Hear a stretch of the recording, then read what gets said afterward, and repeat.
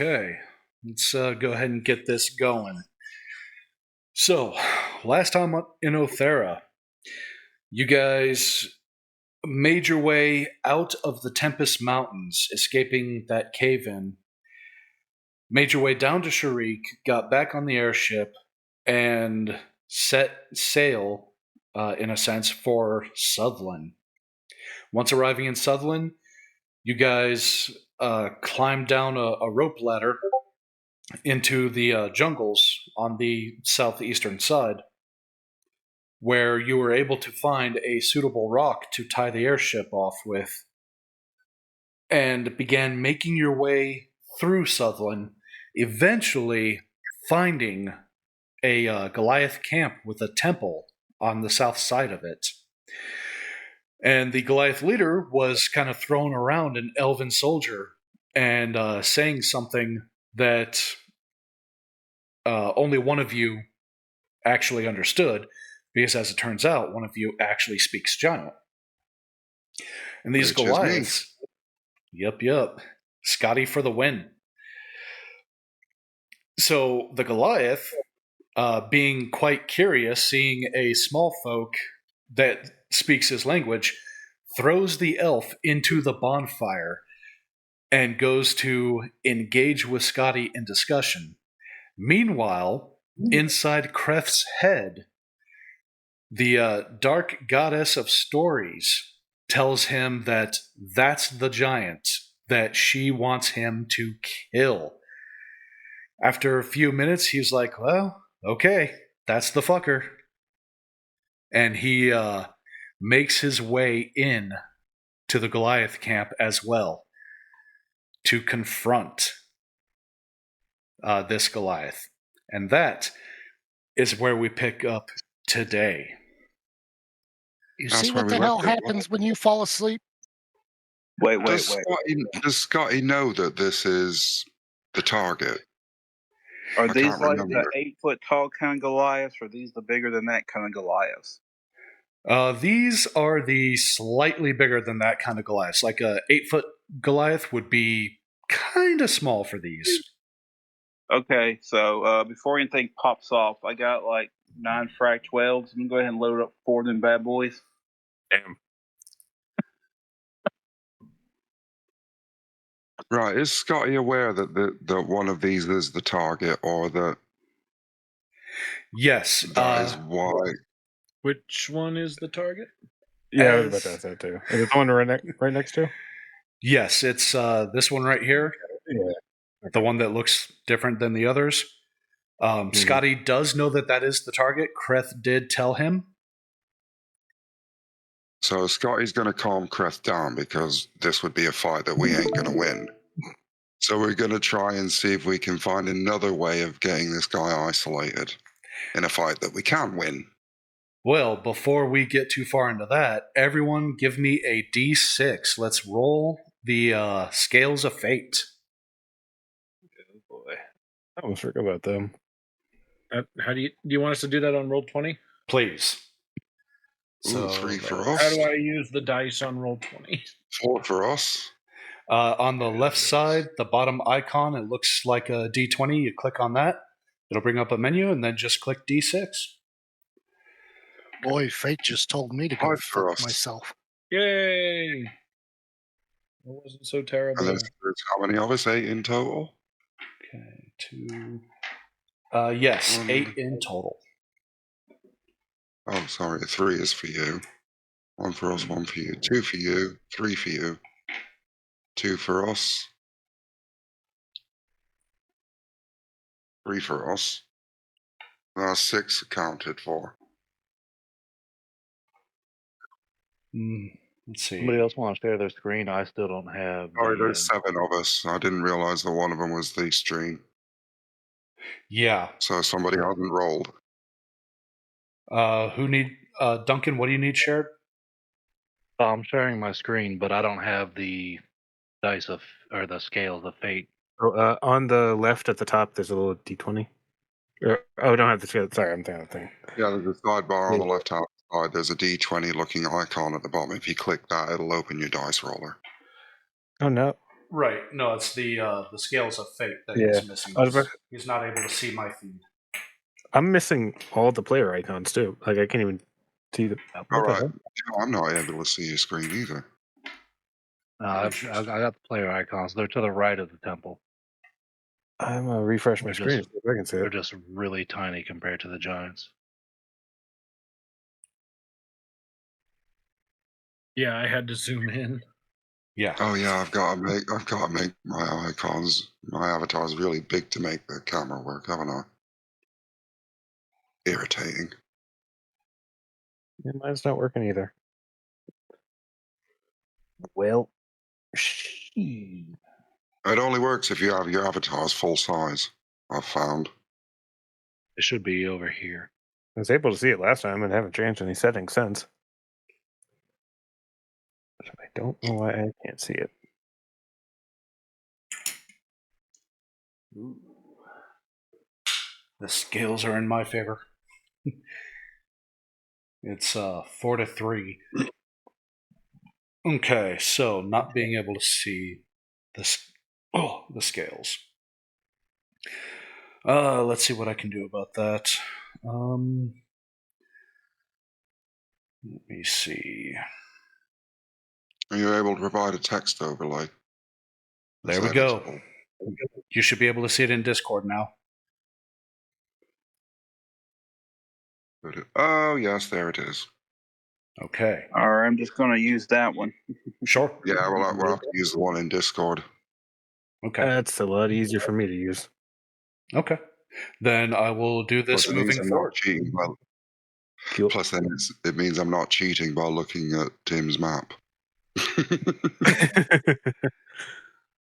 Yeah. Can we All try? Can we try just getting this guy a big giant molten vat of lard so he dies of a heart attack? Maybe. But first, Scotty, you said that you want to try to talk Kreth into calming down, and not going in for the attack right away. What do you say to him? I say, whoa, lad. Think with your head. You're going into a fight we cannot win. Okay, you say that out loud? I'll say it loud enough that he can hear me. Okay. And I say it in non-giant.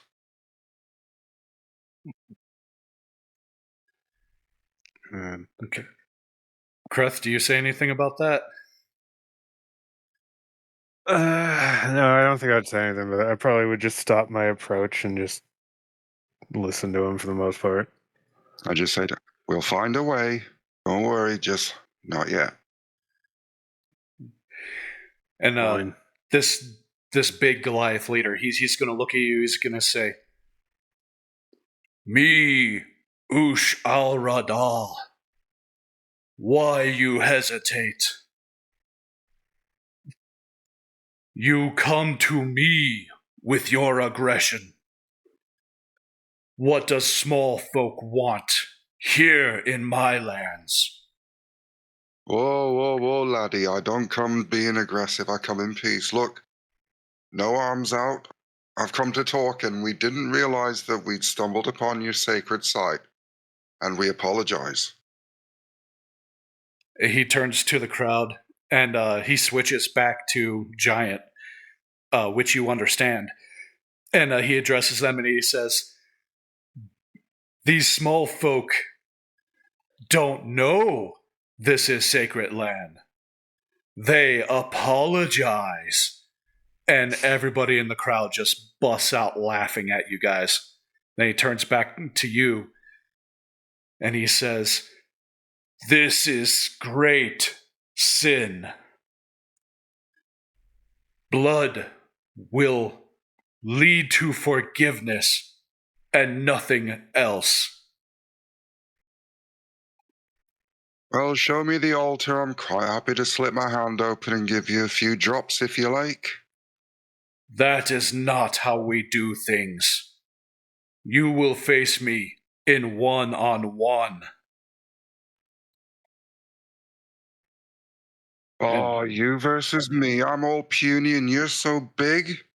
Can I choose a champion of my own to face you? He laughs and he says, "Bring your friends. All your friends." Aye, well, that might be a fair fight. Let me have a word with the lads, see if they're up for it.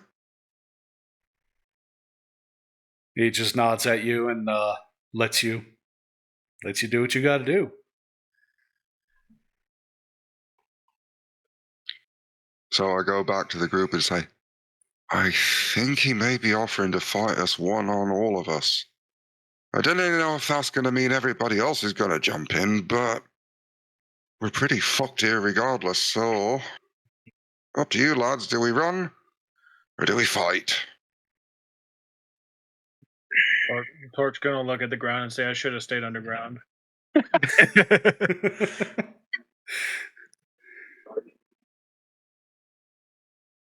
No, Kreth, Vlad's gonna. Kreth, Vlad's you'll. gonna. Sorry, go ahead. No, go ahead.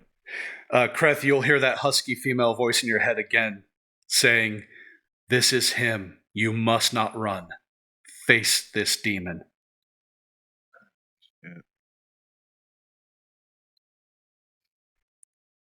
So Vlad's gonna thumb his katana slightly out of his scabbard and slam it back in and say, "Honor dictates we must destroy this fiend."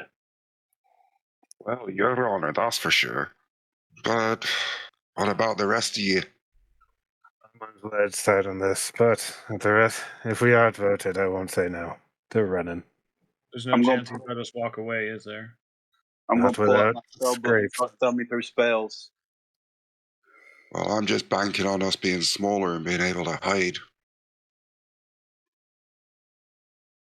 With this many witnesses, doubtful. I don't think we'll get far, so it's kind of looking like we're in for a fight whether we want one or not. The best that we can hope for is it's just the big guy, and not all of them.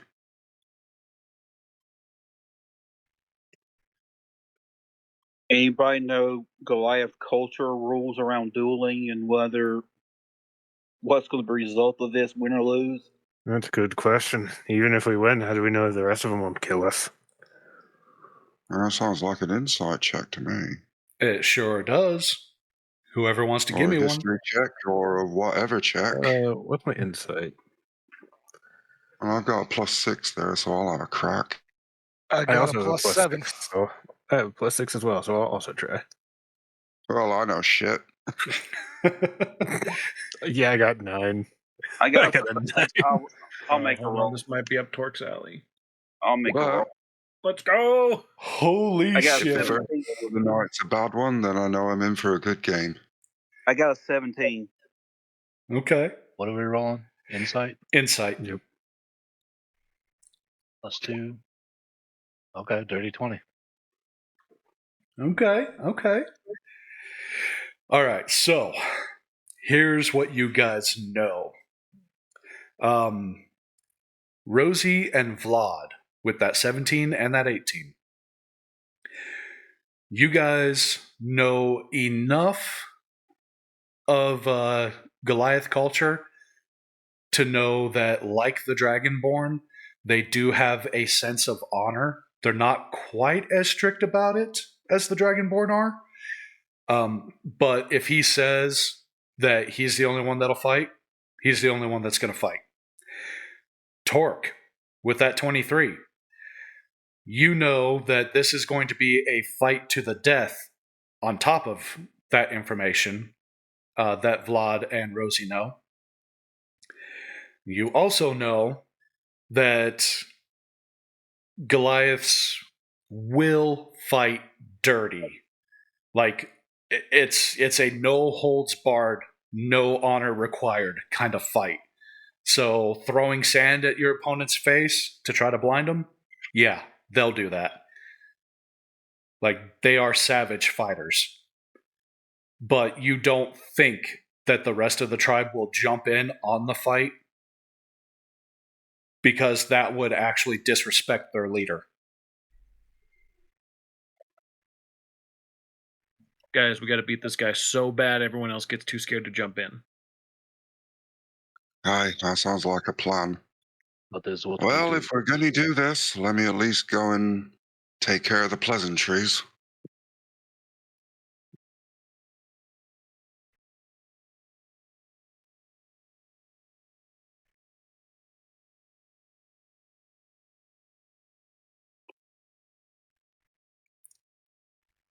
Which basically consists of Scotty would walk up to the big Goliath and offer his hand to shake it before settling down to fight. Pause. So they fight dirty, right? Yes. So he's not going to wait for like an honorable and start. Right. Yeah, I'm going to class Cloud Kill in his face real quick. Okay. Okay, tell me about this. What does this do? All right, it's a 5th level spell, 5d8 damage per turn, area 20-foot radius sphere, constitution half damage on success, duration concentration up to 10 minutes, range 20 feet, movement of cloud drifts 10 feet away from you at the start of each of your turns, hugging the ground and rolling around the corners.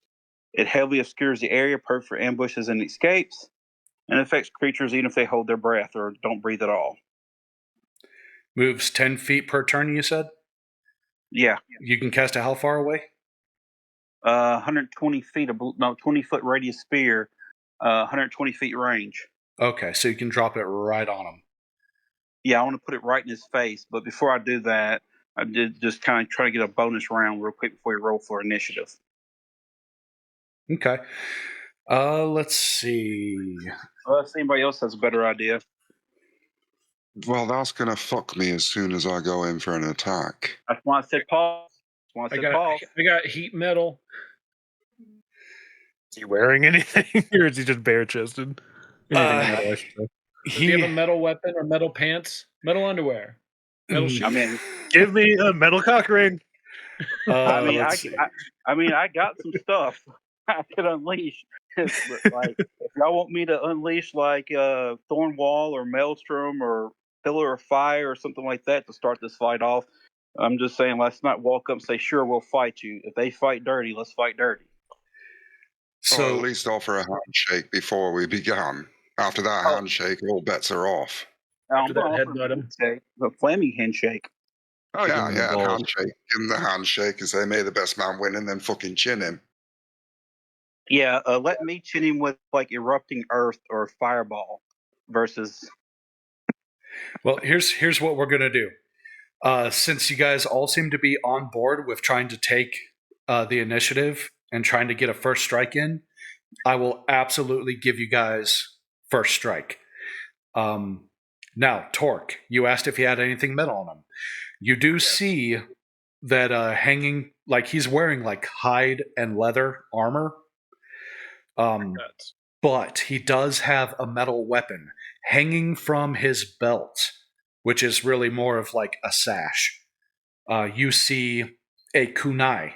A kunai, for those who don't know, is basically a spearhead on a long chain.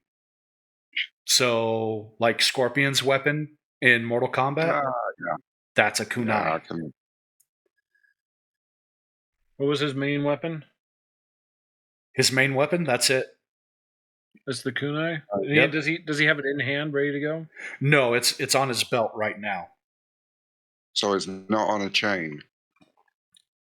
It is. It's just a spearhead on a chain, but the chain is coiled up and hanging from his belt. That still counts as him wearing it. I can do this. You need the chain as well. Yep. That still counts as him wearing it. I can do this. Yep, absolutely. I can wait for a signal unless you guys just want me to go in right now because it's instantaneous. I don't even have to roll for it. Wait, I can hit him with Entangle first, and that way got a chance of him being distracted by vines coming around his feet to hold him still. Easier to hit. Yep. Good call. Yeah, let me go ahead and do Entangle, and then I'll wait and hit him with the heavy firepower whenever it's my turn. What are the heights of each of these platforms? Let's see. These guys are about 12 feet tall. So for them, a step is about 6 feet. So we'll say each platform is about 10 feet up. Okay. So while the That's party, 10, 20 foot. while So the that while the will rest of the stop 30 feet in the air. Yeah. So while the rest of the party is gathering their tactics, Vlad is going to jump on the doppelganger and he's going to start making his way to the top of this. Okay. Let me see what his movement is. 60, right? 70? I believe it's 60. He can also leap like a mother trucker. So, I mean, honestly, it's like, imagine if your cat was like, gosh, what, 17 hands high, the size of a horse? Imagine how high Charlie could jump if he was that freaking big. I mean, we're talking to the top of a 3-story structure, right? So yeah, and you said these are each 12 feet? Yeah, we'll call it 12 feet. 10 feet, 12 feet. Okay. It's around there. Okay, so Vlad's going to mount the doppelganger and they're going to leap to the very top of this. Well, as soon as the rest of the party starts moving. Okay. Like they're going to wait for the preemptive strike and then they're going to do that. Are we in initiative yet? Yes, I have an initiative pulled up. It looks like it's probably an old one, though. As soon as Scotty sees the first whatever hit the Goliath, he's going to immediately rage. Okay. Whenever this pops off, I want to go into overdrive mode, cast Entangled cantrip, hit him with a flame strike on top, like dead, like underneath his like legs, so shooting straight up into his crotch. And then I'm going to want to charge you with all my movement speed. Okay. So here's what I want you guys to do. Let's go ahead and get the initiative tracker filled out first. So everybody roll initiative for me. Yeah, because there's one thing saying all this if you're lost in the queue. Yeah. Well, 13 for me. Let's go! I got a 15. We're going to see if this will actually work. I don't know with his initiative. 14.14. 22. What? Yeah, I don't know what's going on. 4.14. Yeah, some weird thing to do with bonuses. Roll 20. Yeah, I got like 1.3, 1.13. Weird. Yeah, it really only ever shows up in initiative. Yeah, and I just go with straight 1 point. Just use those at 1. I never use the points. Yeah, round up or down. Oh, yeah. I rolled a 15, but I forgot to hit the initiative button, so it didn't automatically put in. So eventually, one of these days, I'll get some dexterity. I should stop using dex. Your initiative button should have your bonus. Yeah, I mean, I rolled a 10, and I know my bonus is a 5. But if you want me, Tim, you want me to roll it again so it's automatically added, or No need. I got it in there. okay? The only one I'm missing is Mort. What did you get for Rose? Lucky 13. 13. Nice. Okay. I hope this Goliath needs to get his ears cleaned. Okay.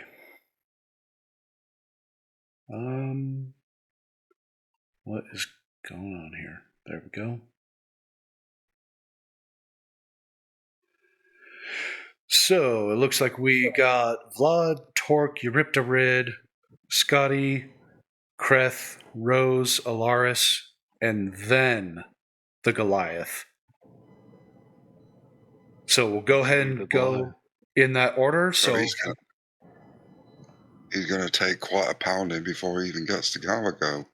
Oh yeah. No, they have a racial feat. They can shrug off damage. So this is going to be fun. Oh, by the way, he's immortal too. Just so you know, he can't die. Good luck. Yeah, Banish him. yeah. My other character in D&D games are Well, then really, we shall dumb, dig a very deep barbarian. hole.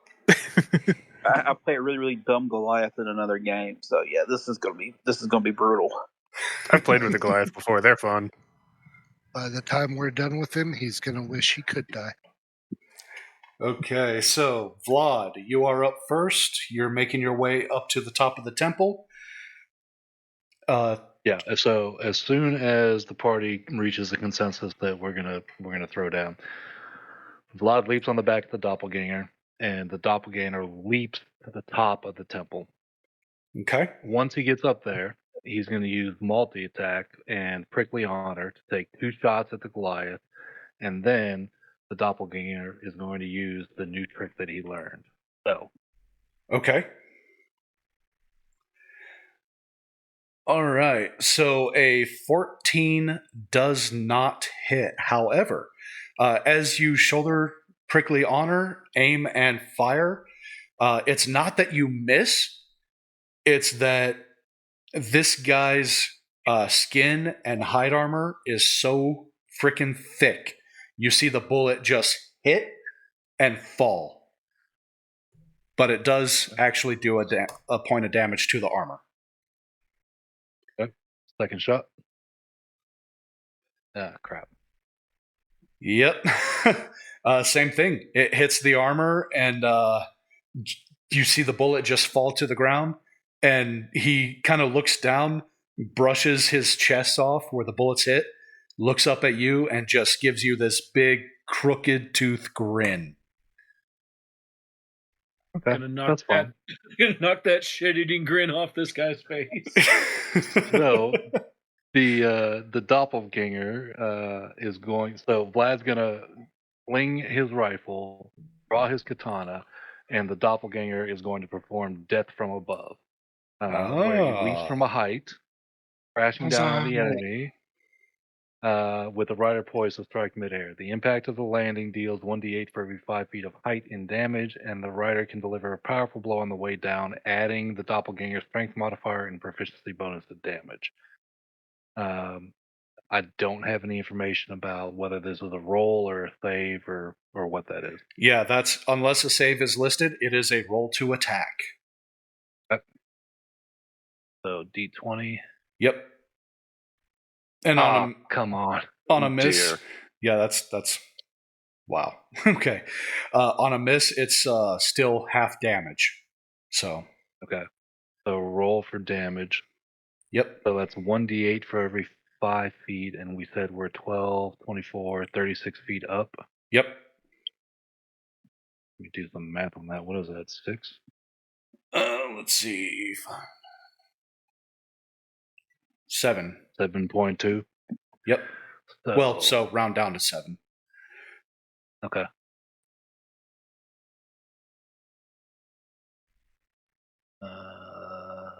Yay. Hold on. Yeah, that was only 1. You've got 6 more to roll. Let's get Why is this so complicated? Fight music going. There.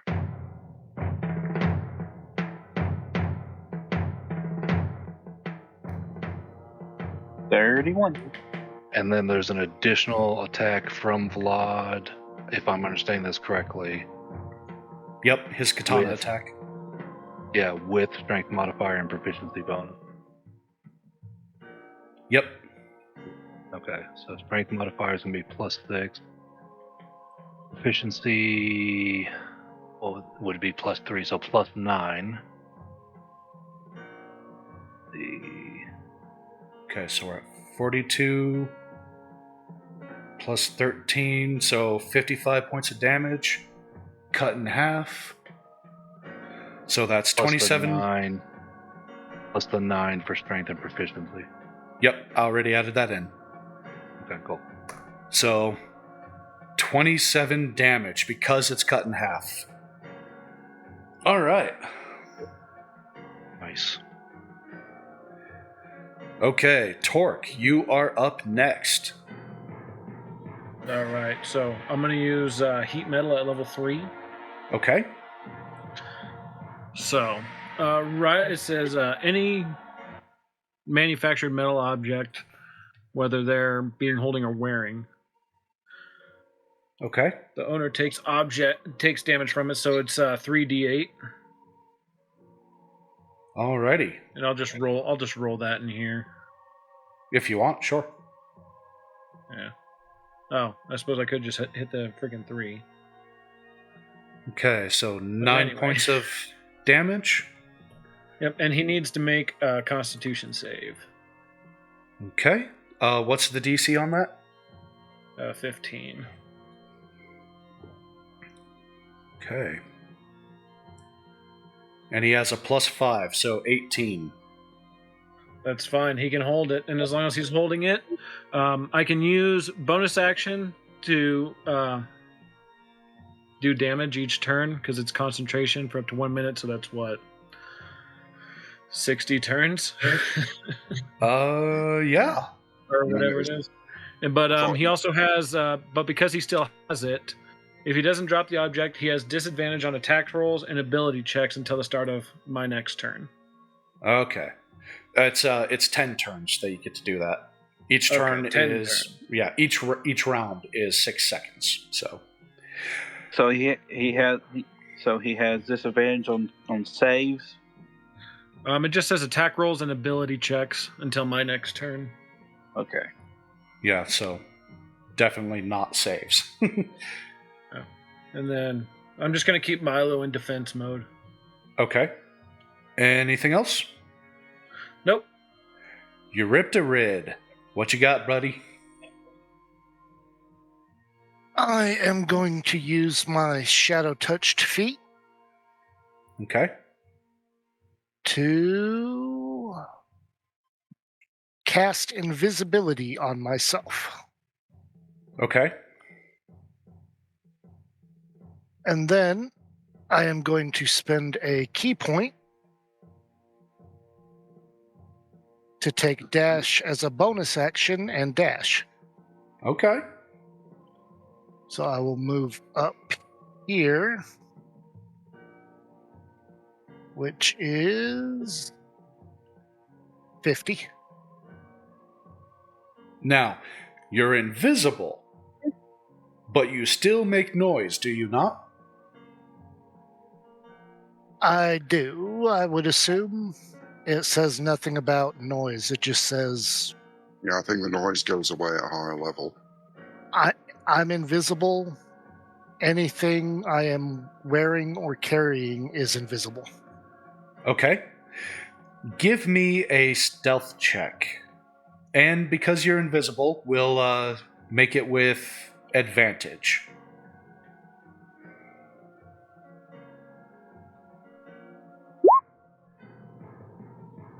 Nine. Okay. 12 with advantage. Okay. Okay. So you sneak... Oh, there's one more. Yeah, 2 more, actually. Okay. Okay. So you sneak past these 4. But as you get next to the one... As you get behind the one that you are behind now, she hears you. She is going to reach out and try to grab you, so give me either a dex or a strength check. It's going to be contested. Definitely dex. 18 plus 5. So 23. You're looking to beat a 23.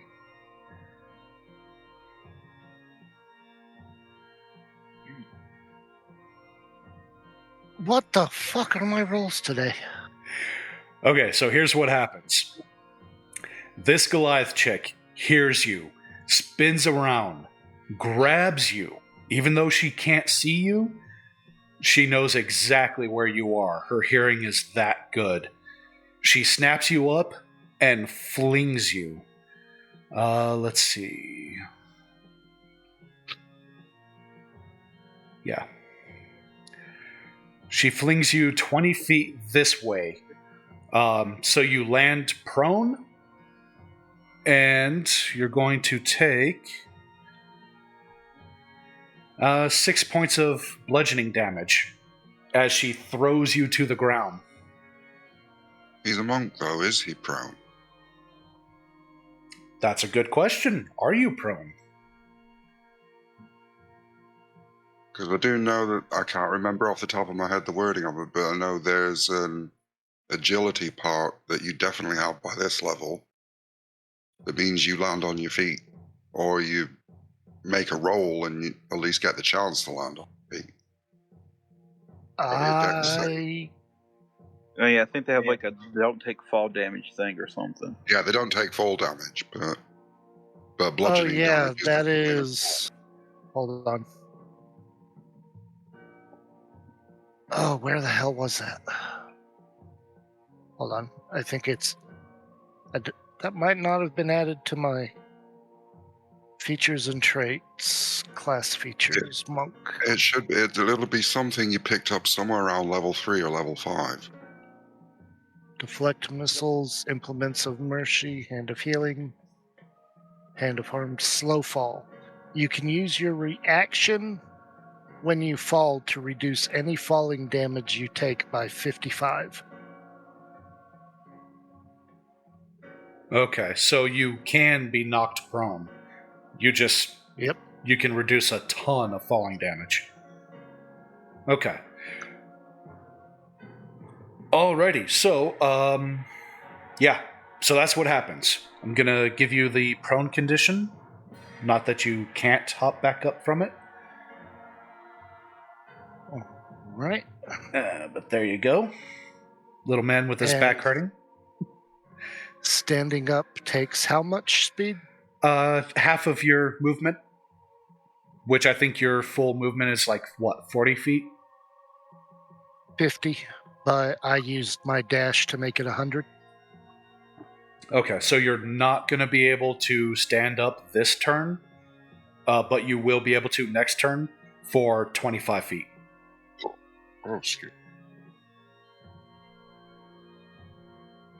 But I only used 50 moving from spot to spot, so I should have 50 left. You haven't dashed yet. Yes, you do have 50 left. So yeah, you can stand up for 25 feet and still move another 25. All right. And because I have not attacked, I am still invisible. Yep. She just threw you the extra 25 feet you lost from going prone. Yeah, Right. pretty much. And I will move 15 feet behind him, Okay. where I will end my turn. Okay. I will wait. Now, you said that key point gave you dash as a bonus action, so... Well, no, because you cast invisibility first, so that was your action, huh?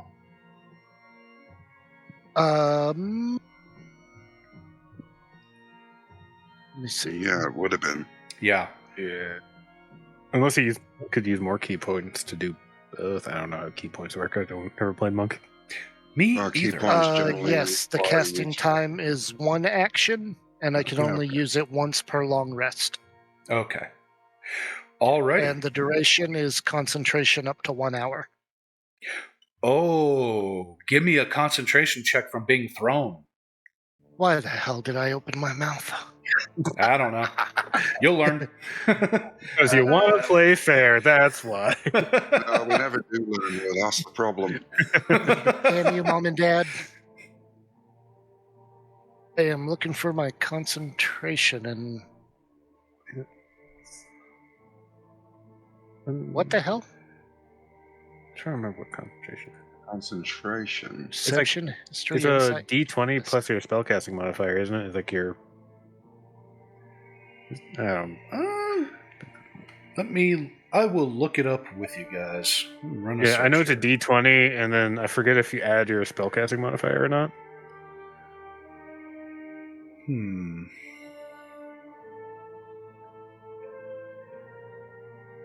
Let's see.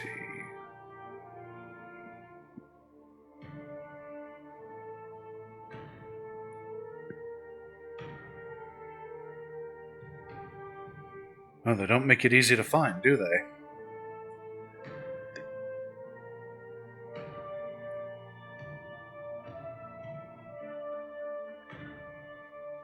because concentration isn't the same as constitution.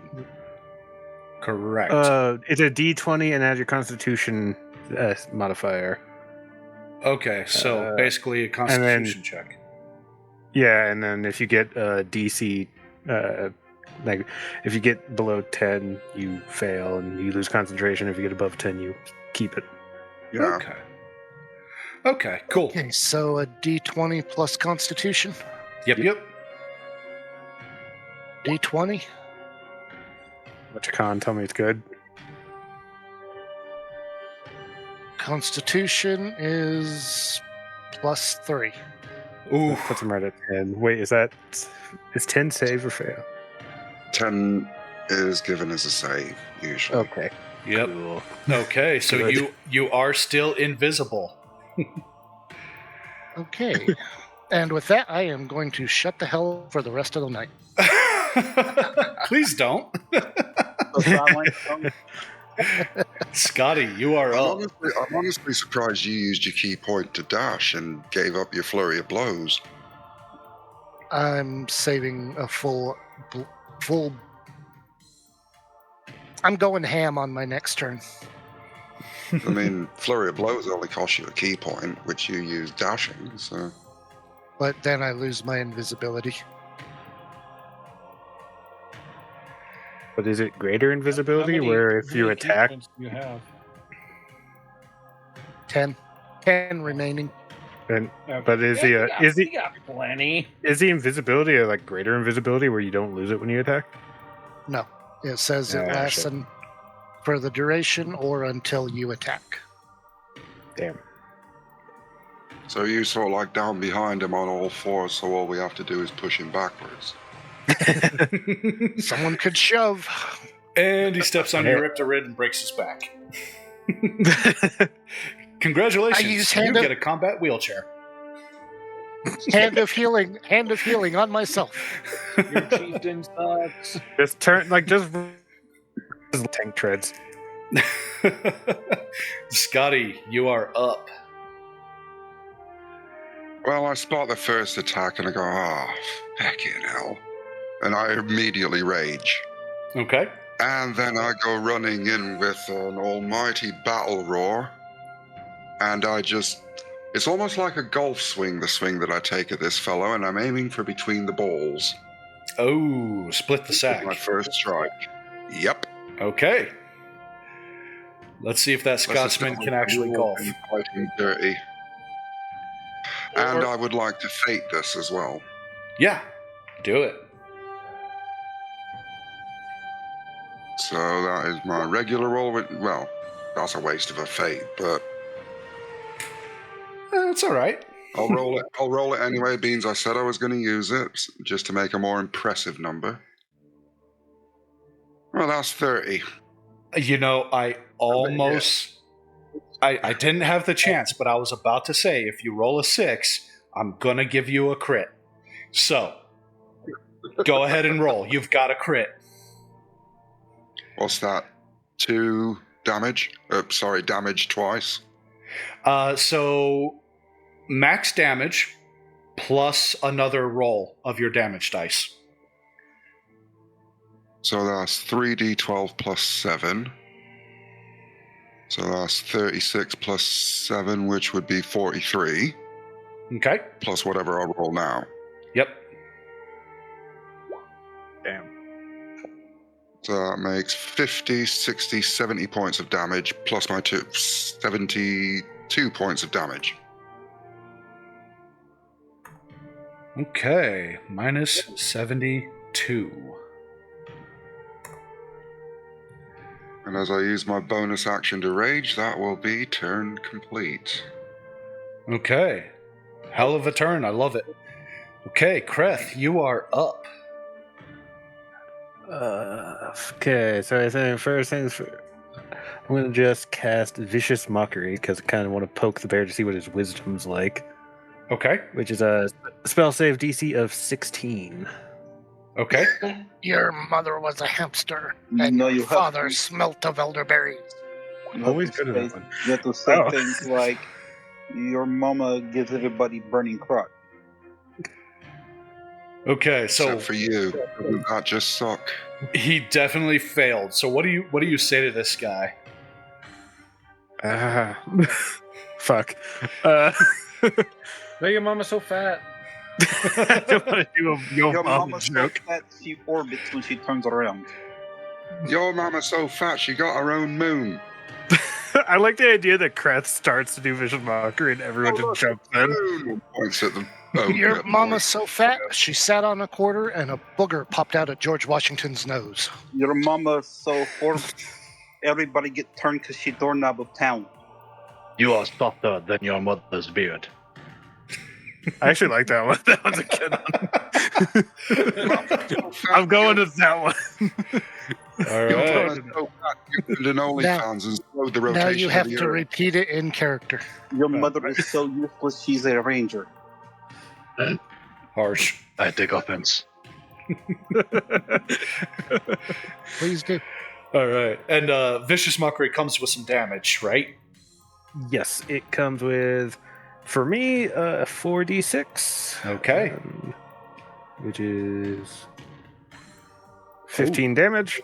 Not bad. And then one of the good reasons why I wanted it, he also has disadvantage on his next turn. On his Okay. attack roll.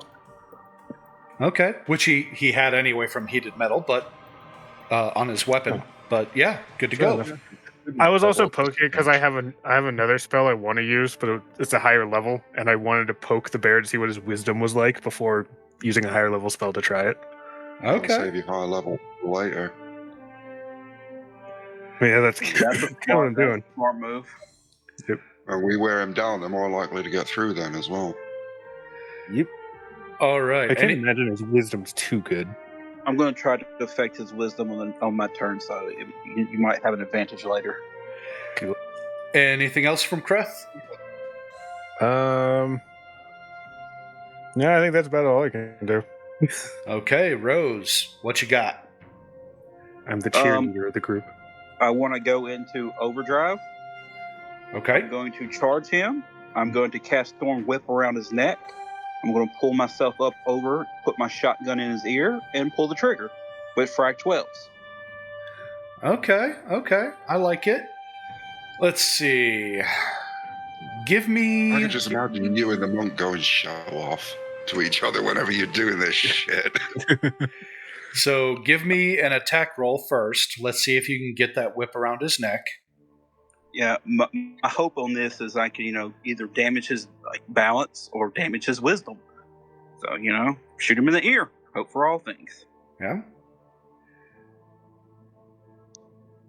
12. 12 is not enough. So that thorn whip, it's not able to reach all the way around his neck. So you're not going to be able to climb up on him. I'm not even going to make you do the dexterity check unless you want to actually try to climb on him without the thorn whip, in which case you can do that dexterity check at disadvantage. No, I'm just going to pivot and I'm going to cast Flame Strike right between his legs. Okay. Right where the axe smacked him in the balls? Oh, yeah, I'm going to Cauterize? I know Goliaths are okay with cold, so I'm hoping they really hate fire. Okay. So let me... Goodness gracious. Flame Strike, 4d6 plus 4d6 radiant damage, 10-foot radius area of effect spell, 40-foot high cylinder, hits multiple enemies, save is dex save. My dex save is 17, I believe. Let me check to make sure I calculated it right, though. What's the deck save on that? Because I'm going to have to make it because I'm right next to it after having hit him. It's a DC 17 dex save with my wisdom and proficiency. So DC 17 save takes half if they succeed. How big If was not, that cone? he's taking, that would be a 10-foot area around him, 40-foot high. Yeah, ignore where my character is. I'm actually up close to him. I forgot to move him. Yeah. So I need Scotty, Eurypterid, Vlad, and the Displacer Beast to all make dex saves as well. Out there. I gotta get 8d6. An 8 for the displacer. Vlad is mounted, so I don't know if that. how I that can live with happens. that for a dex save. But Only it's one survive. 20 for Vlad. Two survive. All Okay. right, rolling for the fire damage, then I'm going to roll for the radiant damage second. Fire damage is 17. 17 fire and It's 9. 17 radiant, for a grand total of 32 damage. Alright, so I take 18.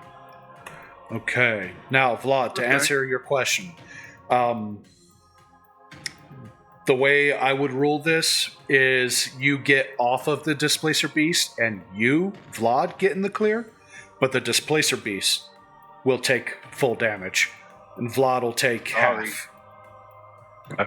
And then Eurypterid, you're taking full damage because you failed as well. What was that damage? 32. Shit. Did Big Nasty get out of the way, or is he taking it? Oh, he took full damage. Yeah, Wait, full damage is 32. Yeah, full damage is 32. Right, so that means I need a point back. So you would take half of 17 fire and half of 17 radiant. Oh, that's 34 then. That's my bad. Yeah, so 34 damage. Yeah, this hurt. Yeah, I rolled really good. Which is unfortunate for our teammates that got hit. Well, if I'd have hit the Well, I Thorn got Whip, like 121 HP, so that's but a scratch. if the Thorn Whip would have hit, this would have been all in his ear. So, it wouldn't have been that big of a problem. Okay.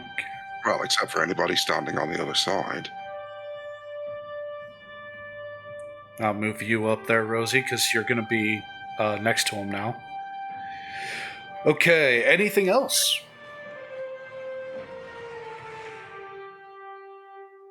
I think as a bonus action, I have a healing spell I can use. I'm just not which one of those. Is healing word bonus action, or is that an action spell? I believe Healing Word is a bonus. All right, who's hurting the most? Well, I started this session with 90 health, and now I'm down to 50. Okay, yeah, I'm gonna do healing word level 4. Give me 1 second to search that, because I just go, don't worry about me, laddie. I'm just getting warmed up. Healing Word level 4. Wait, hang on. It is. I'm Healing Word raging. level 4 is 8d4. Just a 8d4. moment. I'm raging, so would I have taken half of that half damage? Yes, you would have. Yeah. Right, what was that damage again? 18. So I'm rolling 8d4 for healing. 8d4 plus 4. So, What was that? yeah, it would have been 17, 8d4 so 4. now it would be... 20 points. Yeah. Yep. Yeah. All right, so I've got it all worked out now. So hang on, I'm raging. I'm just managing some spell slots real quick. So you said 8d6, the 8d4 for healing on the level 4 healing word. 8d4 plus 4. Okay, so 13 plus 5 plus 4. So 22. 18, 19, 20.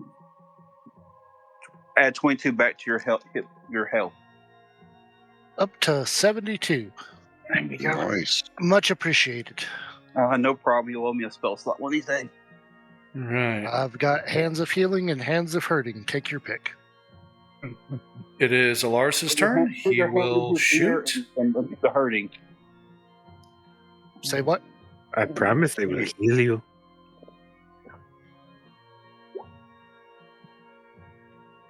Oh. Okay. All right. No, sorry to interrupt before you get started. Hmm. Power word healing. What are the requirements? Do you have to see your target? Because I am invisible.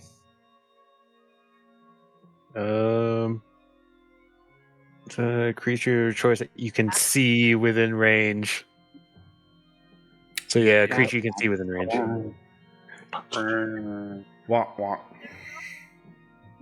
I think this invisibility spell has been your worst strategical move so far.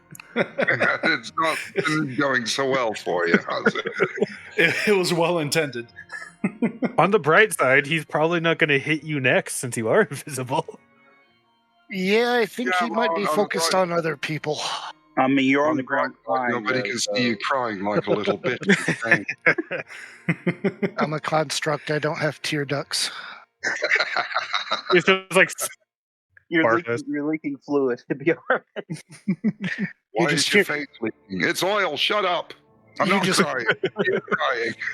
You just hear a little whimper coming from behind his left heel.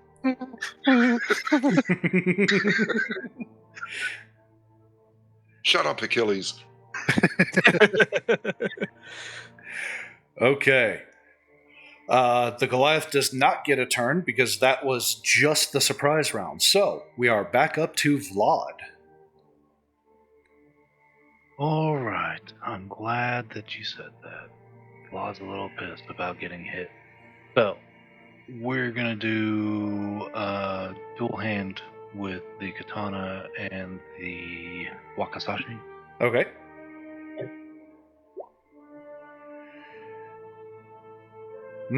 Not quite enough. You do cut his armor and damage it a little bit, though. There we That- go. That will be enough. Go ahead and roll some damage. So, wakizashi is...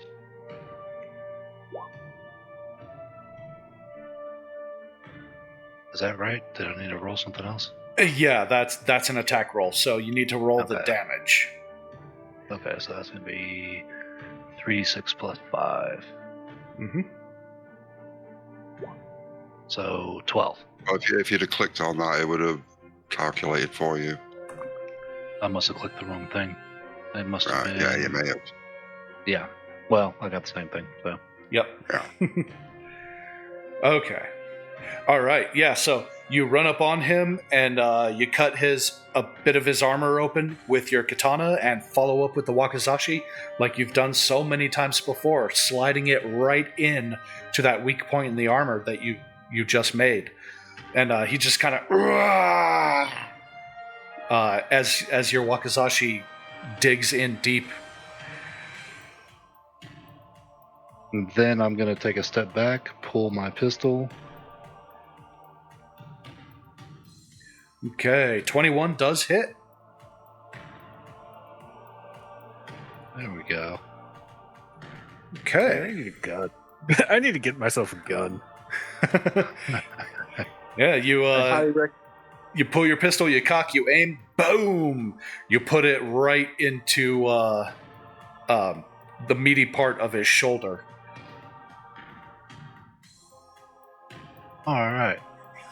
Very nice. And then I'm going to command the doppelganger, who I will give a name eventually, to commit Maul and Maelstrom.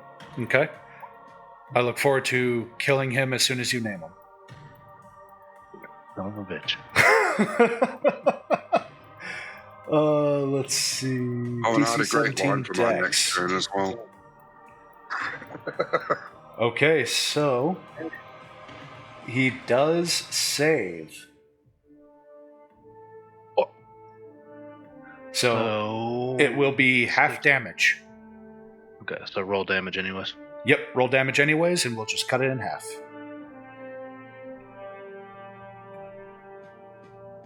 Okay. All right. That, I believe, is it for your turn. I believe so, unless I have some movement left, but You do definitely have movement. You can run away. However, the give an Goliath will opportunity get... attack. Exactly. Yep. Yeah, no, we'll just hold firm then. Okay. Torque, you are up. All right. Well, I'm not gonna risk breaking concentration here. Okay. So I'm just gonna use my action to just send him more 3d8 damage. Do it up. 11. Okay. 11's Yeah, 11. really using those freaking d8s. It all adds up, brother. We got a heavy hitter here, boys. Milo, once again, just gonna stay in defense mode. But can I move without breaking concentration? Absolutely, yes. Okay, then yeah, I'm gonna move just a little bit closer to the guy right there. So not very far. Okay. Definitely well within 25 feet. Okay. Eurypterid, you are up. Overcoming my fear and possible concussion. Hey, you're invisible yet. I'm going to aim a flurry. I'm going to aim. Flurry's your bonus action, remember. And it costs a key point. Punch him in the ass. I am going to use an unarmed strike. Yep. I don't like that. On his left knee, behind the knee. This old monk, he played 3. He played knick-knack on my knee. It's a pretty big target, so I don't think you would have disadvantage or anything like that for a called shot. So go ahead and roll the attack. Since I am invisible, would I have advantage? Yeah, you would. Fantastic. First he get golf swinged in the nuts, and now he's getting punched in the ass. Okay, so the 16 doesn't do it, so let's see if you can roll a little bit higher. Okay, 20 will do it. Go ahead and roll some damage. All right, that is going to be 16 bludgeoning, 5 piercing. For a grand Plus total of 21. Plus 1d12 of poison. So 24 points of damage. And while that is happening, since my strike did hit, You got 2 attacks, remember. I am fully aware. Yep. I'm just trying to find my...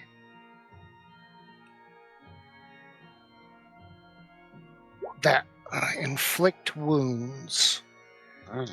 Hate to tell you, but he made his con save. He is not poisoned. Well. Yeah, that happens sometimes.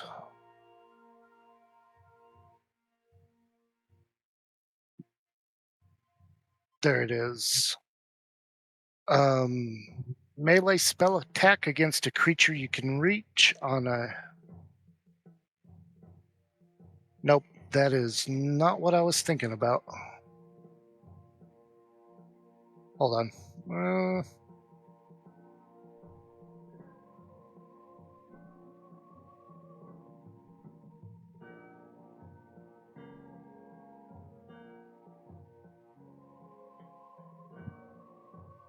Okay. So that was my first hit. Okay. And now my second hit. Wait. Okay, I'm sorry. My brain is not there today. Okay, what's going on? I have 2 attacks per action, and then I can take my bonus action. Right. So Correct. And that I was will make a... that was your first hit. You rolled with advantage. Yes. So you should have another attack. And I you do. cannot, yeah, and don't. Can he hit a third strike as an offhand bonus action? I don't see why not. With Yeah. the monk. Not with the monk. Really? Yeah. Monks can't? Okay. Because I asked that before in my other campaign, and they said, well, with a monk you get flurry of blows as a bonus, so we don't allow the two-handed thing. But martial arts allows for it with that class feature, so they told you wrong. Again, I can rule lawyer it, but I don't want to be that guy. Is that not tied to a monk weapon, though? It's not. Okay, what am I looking for here? You do have one more attack, and I'm looking up information about whether or not you can offhand bonus. Rules is written. Hands are not considered weapons, so weapon rules don't apply to hands, so it's in a different section. But people think rule is written says that you don't get a bonus action offhand attack. But since it's in two separate parts of the book, meaning it's not really meant to be governed by weapon rules, it is technically allowed because it's not disallowed. If that makes sense. Okay, that does make sense, but now consider that he has that poison vine wrapped around his hand. So essentially organic brass knuckles? So then you'd have to make a ruling whether you consider that a light weapon or a heavy weapon. Oh, that's a light weapon. That doesn't weigh hardly anything, so then two-weapon fighting would apply, which would give him an offhand attack with it. Okay, so there you go, Eurypterid. You've got 2 more attacks you can make. Sorry to be that guy. Nope, you're good. We got this cleared out. The call is made. Really interested in something. Okay, another unarmed strike. Do it. That is not going to be enough, but you do tear a little bit of his armor off as you punch him. Bite his ankle. And now a third punch to the back of his knee. Okay. You sure? That does hit. Or 21 plus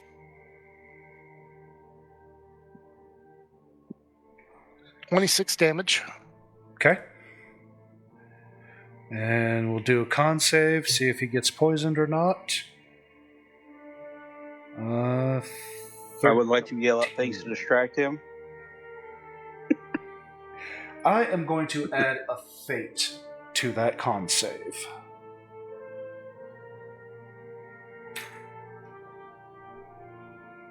I believe the DC was 17, was it not?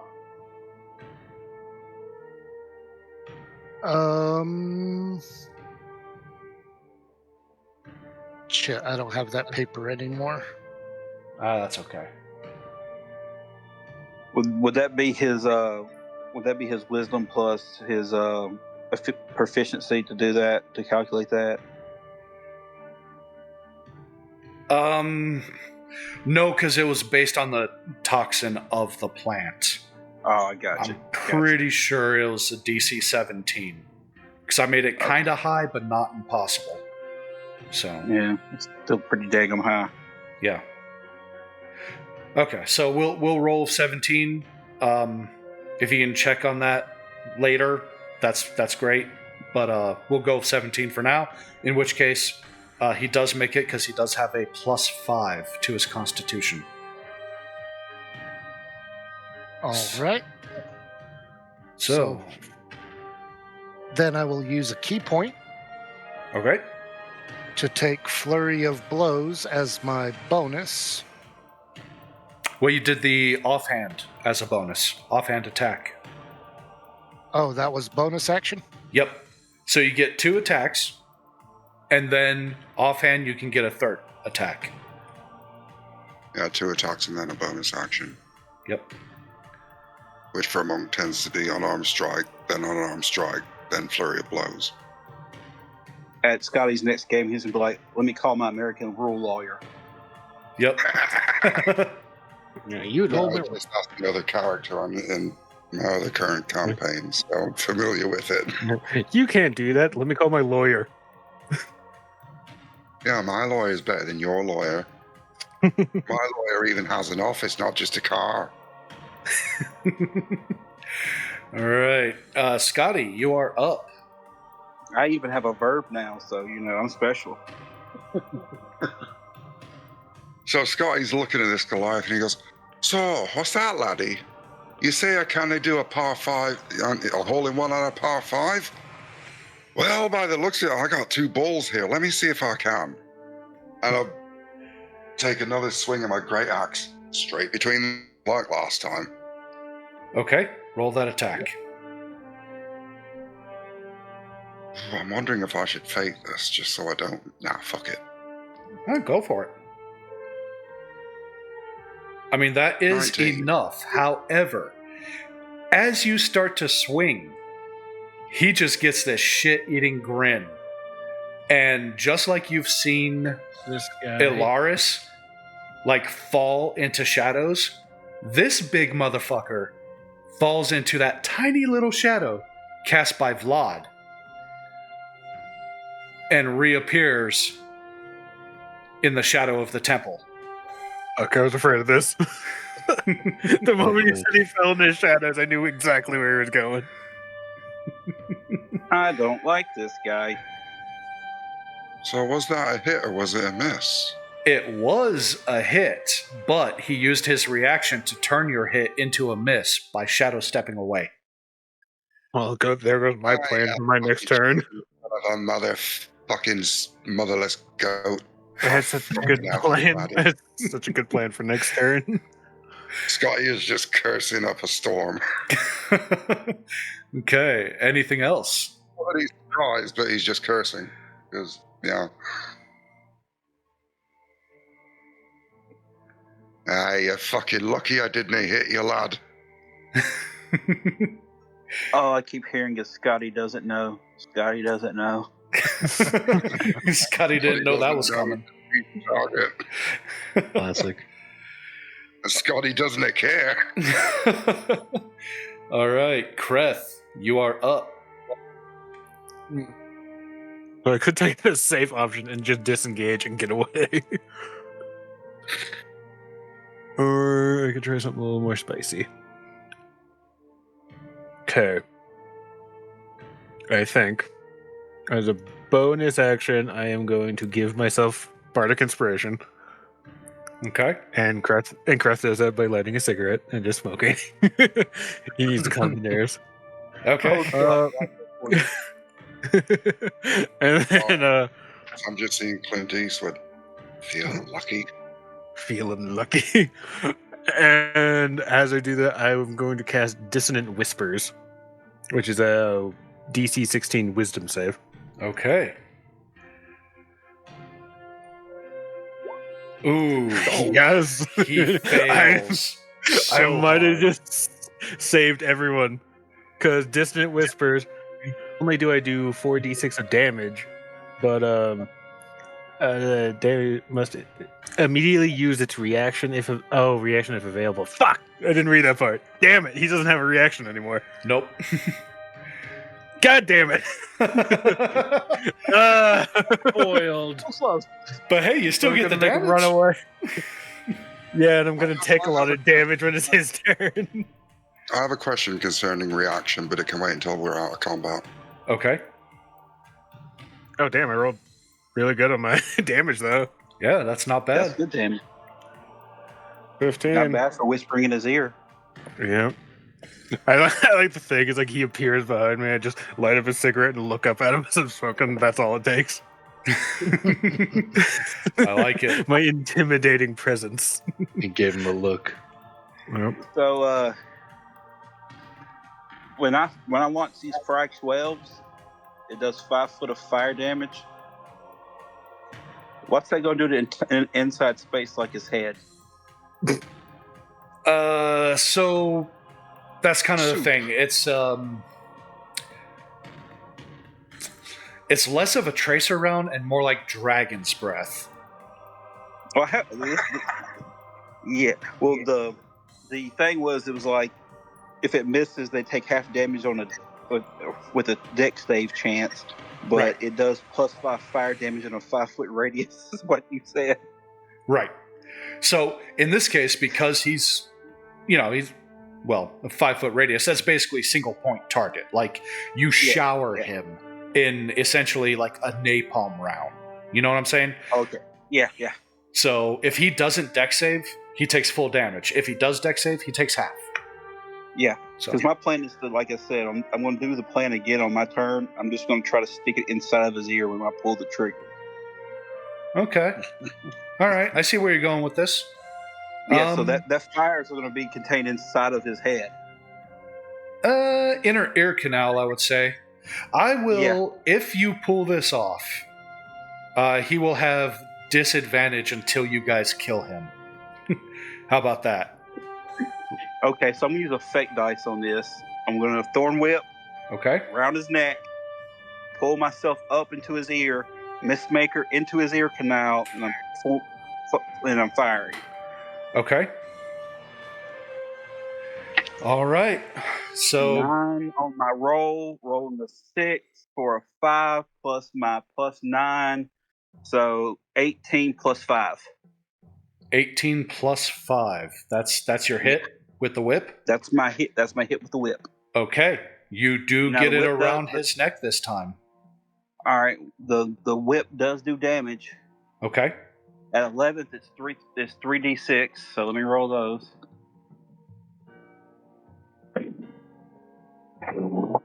Uh, 7 damage, Okay.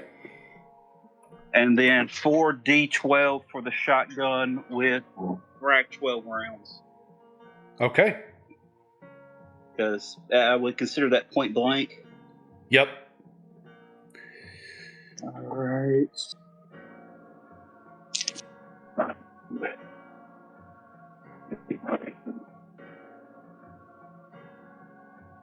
All right, so 7, 6, 5, so that's 12, 18, 19, then plus 5 fire damage on the save.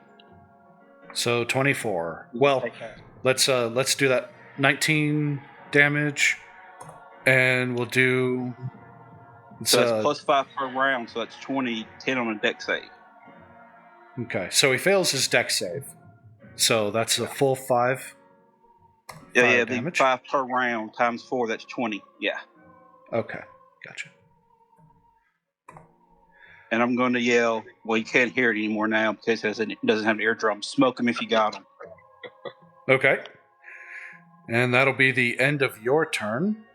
And I'm still stuck on top of him, right? Yep. I could just see this poor terrified sign language lady come up to sign it out to him and then running like fuck. Yeah, I have movement, but I don't want to disengage to give him a chance to hit me. So. Well, you can't disengage anyway because you just used like all of your turn to do all this. Yeah. But it was cool. Oh, it was very cool. Very cool. And he definitely has disadvantage on like everything until he dies. Sweet. Well, that opens up my whole spell book now that he can't, deck save and concentration save. Yep. Oh, I'm looking forward to my next turn. Okay. It is Alaris's turn.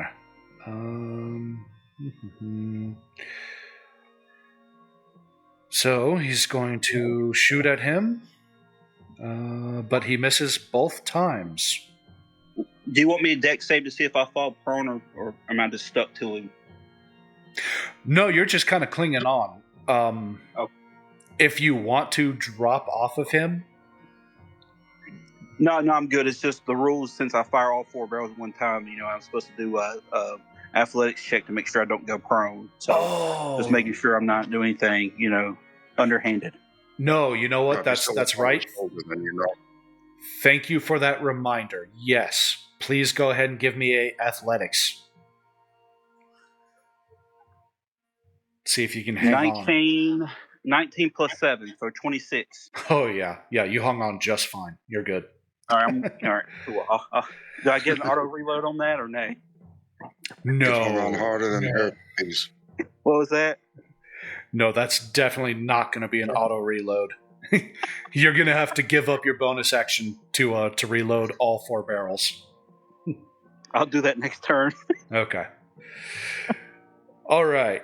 It is finally his turn. Which one of us is he most pissed at? That would probably be me. Definitely the guy who's done more damage. Just saying. So Yeah, but I started the whole damn thing. I blew out his eardrum, and he has a fire going off inside of his head right now. that Plus, healing, I separated his balls, so he's particularly pissed at me. I think he hates he us both. is. Yeah, but I don't think he's going to take attack of opportunity to go after you. He moved away from you for a reason. In Rosie's mind, she's like, he started it. Let's see. That healing that you did earlier, Rosie. What was that? That was 48 plus what? It was 4d6 plus 5 because that was my wisdom modifiers plus 5, and it was a 4th level healing word. Okay. It was 8d4. I am giving myself a devil's bargain. I'm charging myself 3 fate dice to give this guy a healing potion that does basically the same deal as that healing. So, you guys get 3 more fate dice on your scales, and he gets a tiny, tiny bit of healing back for his bonus action. Now, his action. Okay, so, Torque, he does not like that you heated his weapon. He still attacks with disadvantage. Yes, he does. Would it be double disadvantage because he's swinging at me while I got Milo? Or how would that work? I don't think that's really a thing.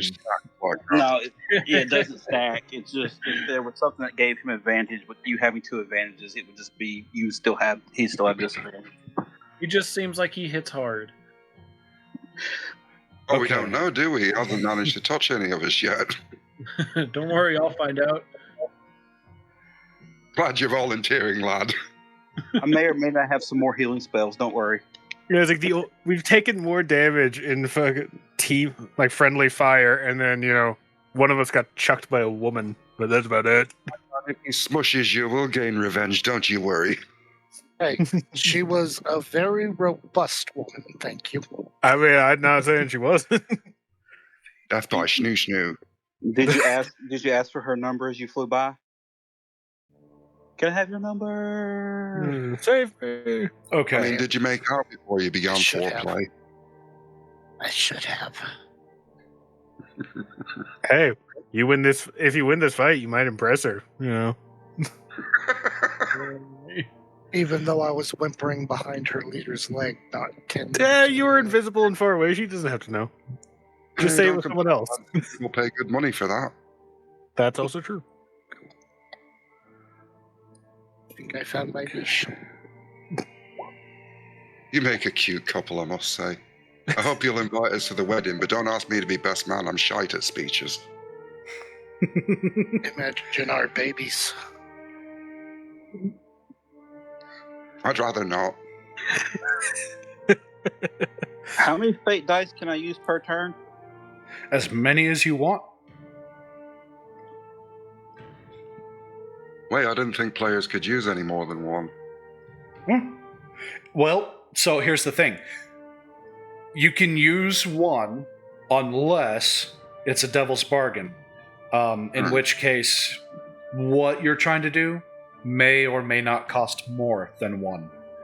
Yeah, and that's at the DM's discretion. Yep. I Okay. don't know what 30-foot shittery is being planned here, but please don't kill us. So, here's what's going to happen. Well, first and foremost, I need dex saves from Scotty, Torque, Kreth, and either athletics or acrobatics from Rosie. Yeah, you don't. I'm gonna go athletics. Why does it do those 2? Why doesn't it just do 1? That'd be a 10 for me. Okay. 23 for me. Okay. So I don't think you really needed dex save. It's fine. here is what happens. Well, hang on a second. Here. Okay. All right. So here's what happens. This Goliath, he grabs his kunai off his belt and he lashes out like stupid fast. The kunai flies at Torque twice, both times, misses. Then flies over Torque at Scotty twice, misses, both times. And he is just infuriated. You can just see the anger in his face from missing both of you. And so he spins around, grabs Alaris, and chucks him. The spinning around causes Rosie to fall off. You don't take any damage. You just fall off. Nice. He flings Alaris right between Torque and Kreth. Both of you guys take 11 points of damage as Alaris bowls through you guys at Scotty. But Scotty actually saved and does not take any damage as Alaris does not hit him. Well, now two That people was at the scary. party know what a postal package feels like. Scotty's having a bit of a chuckle to himself, thinking, "Hey, you're having fun, are you, lad?" Well, Okay, so the Goliath is facing. He is back to facing this direction. It was kind of a spinning move. Gotcha. Yep. All right. With that, top of a new round, it is Vlad's turn. Okay, so here's what I would like to attempt. Okay. This is what I have in my head. So Vlad is going to jump on the doppelganger, Okay. and they're going to sprint to directly in front of the Goliath. At Gotcha. which point, the doppelganger and Vlad simultaneously will release poison breath and acid breath directly at the Goliath's face. He's already disadvantaged, but in an attempt to further discombobulate him, then Vlad would like to leap up into the saddle, put a foot on the doppelganger's shoulder, have the doppelganger rear up and launch Vlad, at which point he will draw his katana and his wakizashi and attempt to either stab the Goliath in both eyes or the throat, depending on what target presents itself best. Okay. I like it. I will give you a choice. Either, so obviously attack rolls for the breath attacks, but for that final move where you want to jump up and get him in his throat, I will either charge you a fate dice, or you can give me an acrobatics check. If you fail the acrobatics check, you don't get that final hit. Probably take the fate dice, because I haven't used one yet. Okay. All right. sounds like a damn good time to use one, actually. Okay. Go ahead and give me the attack rolls for the breath attacks. Alright, let's do this thing. Okay, so So does this fate dice, does it apply to both attacks in this case? I think it should. Hey, Tim. I was telling somebody about the shotgun to the ear. They said I should call it the Whisper of Doom. I like it. Okay, so a Constitution of 13, or DC 13 Constitution save. He makes it, so he will only take half damage from the poison spray. Let's see. What is the DC for your acid breath?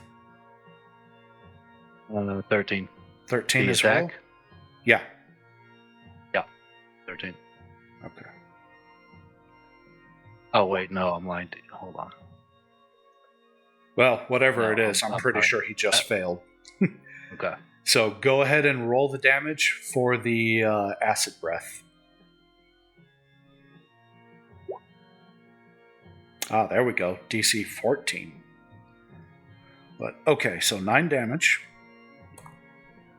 Okay, so he is not poisoned, but he is being burned by acid. Got that. Charged you a fate dice, so go ahead and make your attack with the swords. All right.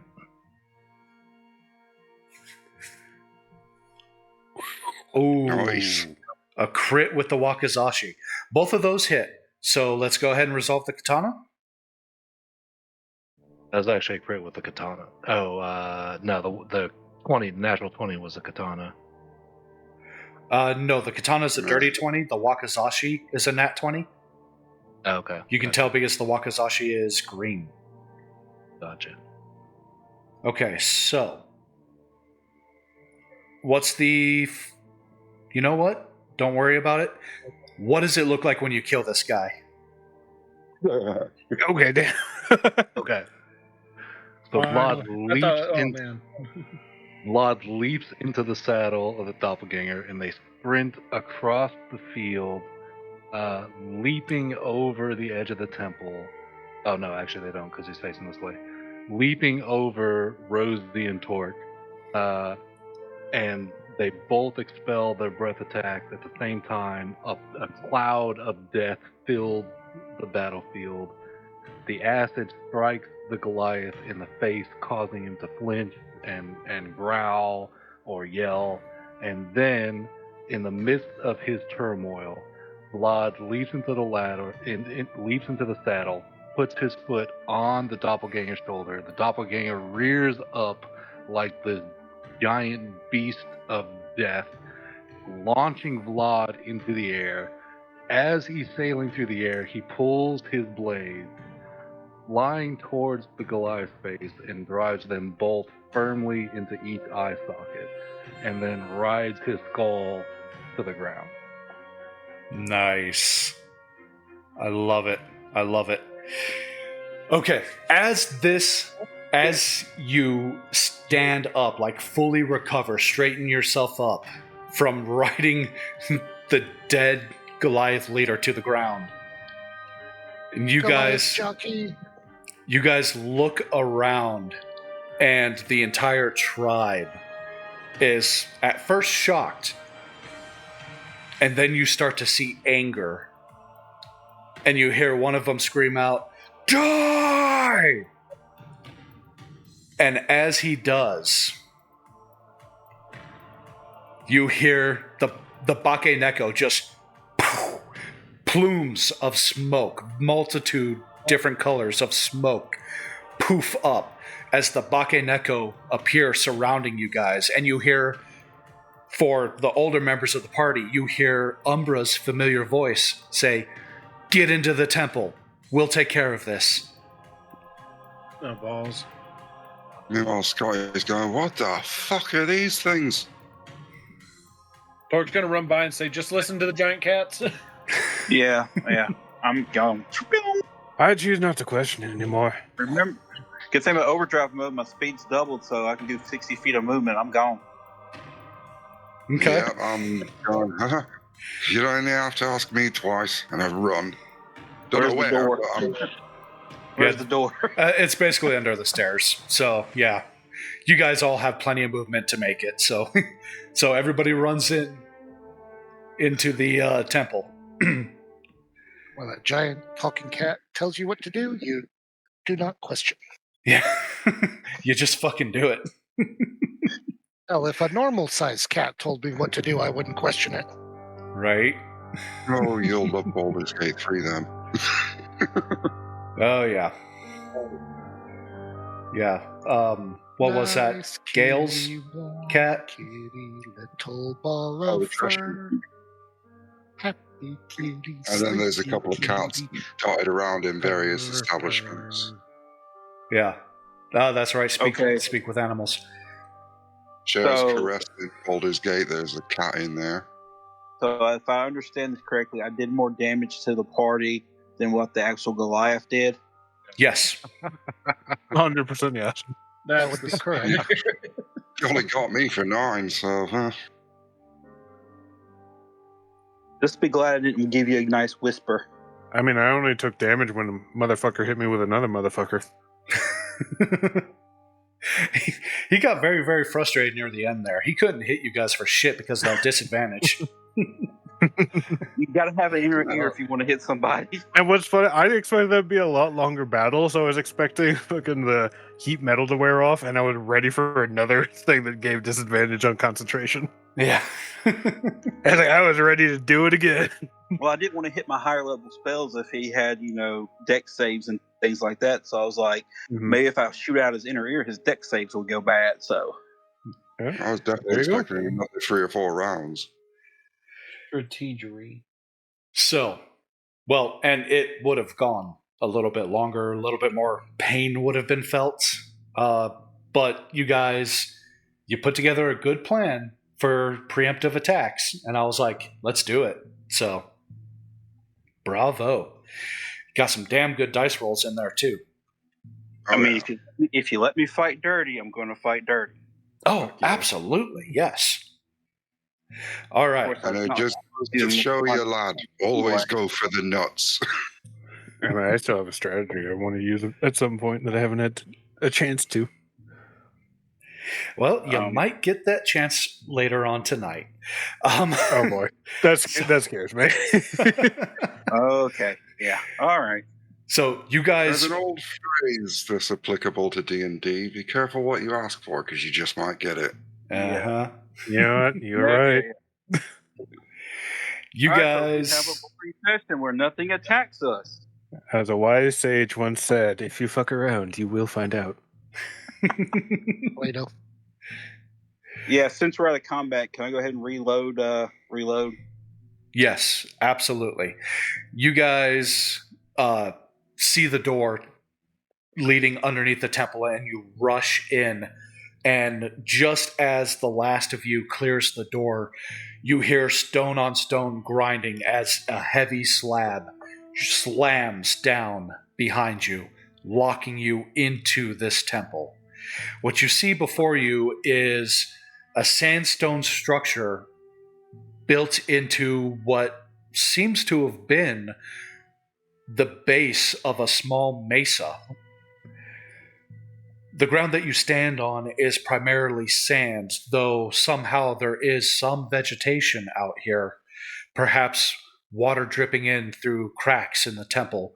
But that temple seemed to be built in 2 phases. One, underground, as you look at the broken stairs before you leading down into that primitive mesa, and then the outer temple that you saw from outside when you were approaching the Goliath camp.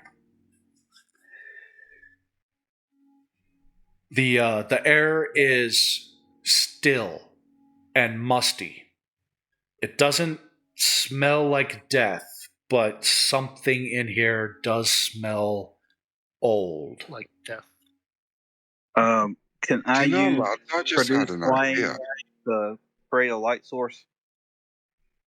All right, you're trying to do what with the light source? Produce flame is a cantrip. It lets me hold fire in my hand without burning, and I can use it to throw it as an attack, or I can use it as a light source, like a torch. Okay, you just want to make a little more light? Yeah, Who so doesn't have dark vision?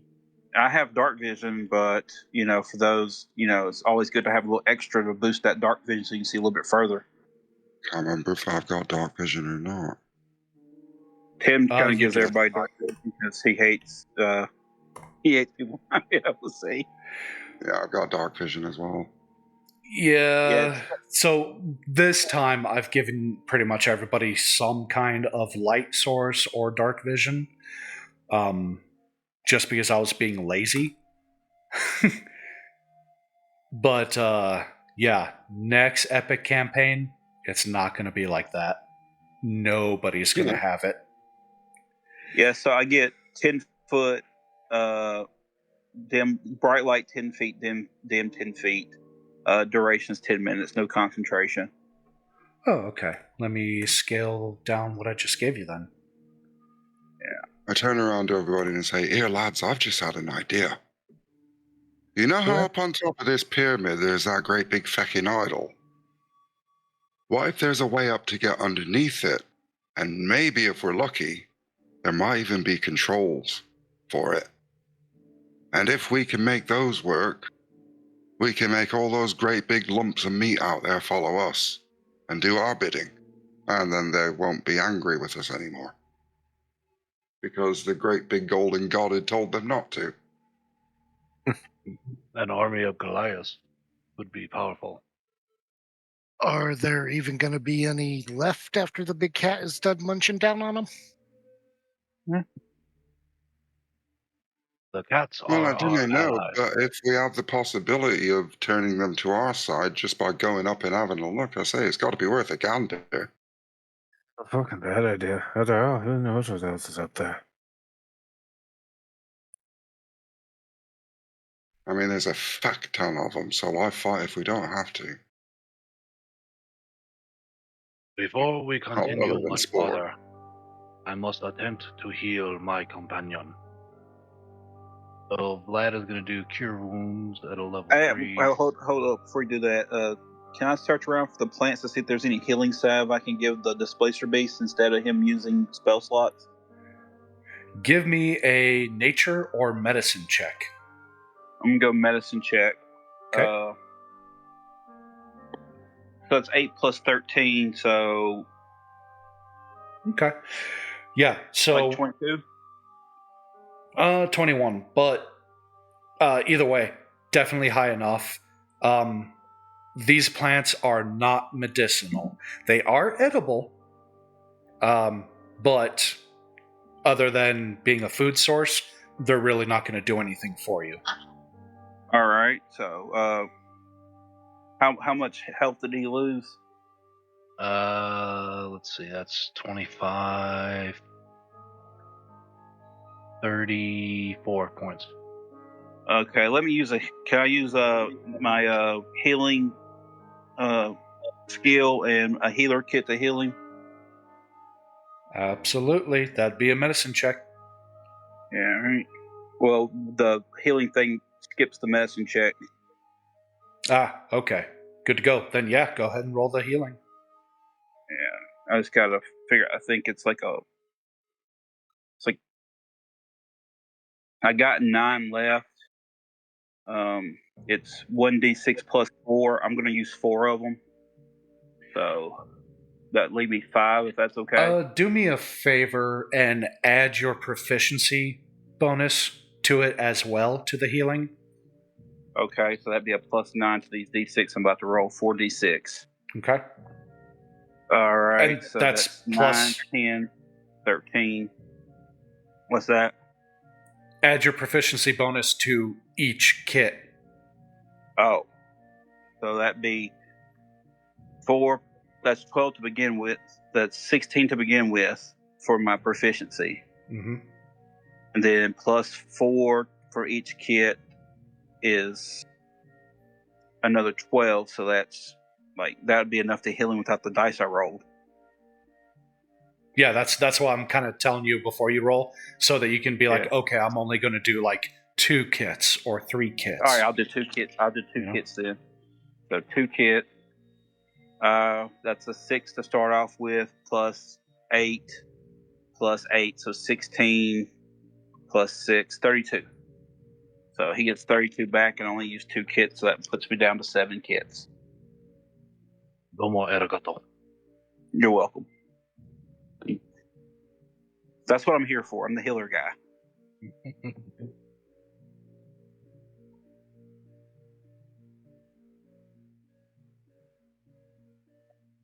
Well, technically, combat medic.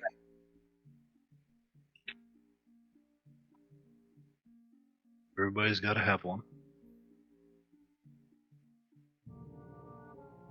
It feels kind of weird, playing a druid for a healer instead of playing a cleric, but... So did that heal everyone? No, that's just who I only healed the Displacer Beast. Anybody else need healing, I can use some to heal them real quick. I'm only down 11, so I'm all right. All right. If anybody gets down real low, let me know, and I can pop my 90-foot short rest armor to heal everybody up. Yeah, I'm only 9 points down, so I'm good. Yeah. So if you get down to like teens, like let me know. Yeah. If we have a short rest, I also, as a bard, I can increase the health you get back from short rests. Nice. Can I use a flurry of blows real quick? Sure. Who are you Who are beating you up? punching? Myself. Awesome. We're gonna punch the wall. Just No, gonna I'm smack pretty yourself much around gonna- to feel better? I'm gonna punch myself in the face. You gonna use hands of healing? I think Yes, he's I am. defective. I think he's defective. Hey, I have a healing salve left over. The last time I made healing salves from wild plants. So. It's all that sacramental wine that sends you a bit gaga. So those healing salves will only work on organics. You, Alaris, Okay. and Eurypterid will not benefit from them. Okay, well I have like 6 of those, which is like 3d8. So who's organic? Torque Blunders. is. Here you go, I Torque. don't look like a fucking tatey that needs mashing. So here's the idea, Torque. You make me ammo, I make you healing salves. Okay. Yeah, let me Deal. punch you in the face and make you feel better, honest. Hypothetically, if I had some solder, would that work the same as a healing salve for the bots? Yes. Cool. I will allow that. Fair. We got to heal them somehow too, right? Yeah, fair enough. I'll be back in about 2 minutes. So Okay. y'all don't do too much mayhem without me. Oh, All right, everyone, let's just start punching each other until we're all dead except for him.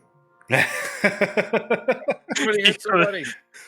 He comes back to a party wife. Just what happened? I don't know. It's all like you hear is everybody in the corridor going, "Stop hitting yourself! Stop hitting yourself!" it's like the kids in Ricky Bobby. Anarchy! Anarchy! I don't know what that means, but I love it. So is that okay? There's Can always I the one use weird my... one that's going, Yeah. "Harder, daddy." Yeah, absolutely. Harder, Heal daddy. yourself up. Okay, do I need to roll a to hit? How much No, health was that? no. You're slapping yourself. I think you can just slap yourself. DM, do I need to roll to touch myself? Roll. It'd be funny if fucking misses. much Crit health was 1, you that? touched your pee-pee. Okay, so when I use Flurry of Blows, I can replace... Wait, where is it? That's the wrong one.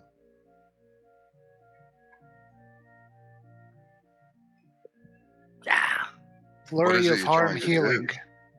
You can now mete out a Flurry of Comfort and Hurt when you use Flurry of Blows. You can now replace each of the unarmed strikes with the use of your Hand of Healing without spending key points for the healing. You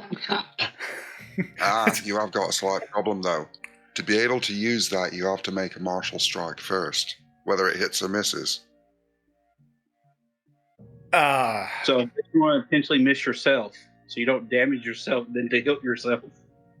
I thought I'm I not could going to just worry use about Flurry that. of Blows as a bonus Yeah, action. I mean, yeah, I couldn't you didn't just... know it had to be... For flurry of blows to come into availability, you have to make a martial strike as one of your actions. Yeah, but can't you just use your healing hand without doing the extra steps? I think that's probably going to be down to the DM's discretion. Yeah, that's kind of what I'm trying to get at here. Don't worry about the extra steps. Just go ahead and heal yourself. like, I'm not that worried about it. It's like, hey, can you heal me? Yeah, I can heal you, but first I got to punch this wall real quick. Healing, dude. It's going to Tim's hurt like- a little. Tim's like, can y'all hurry up so y'all can get to the next room so I can kill you all? Yeah, I can heal you. Hang on while I punch myself in the dick. Gotta puff that fucker up.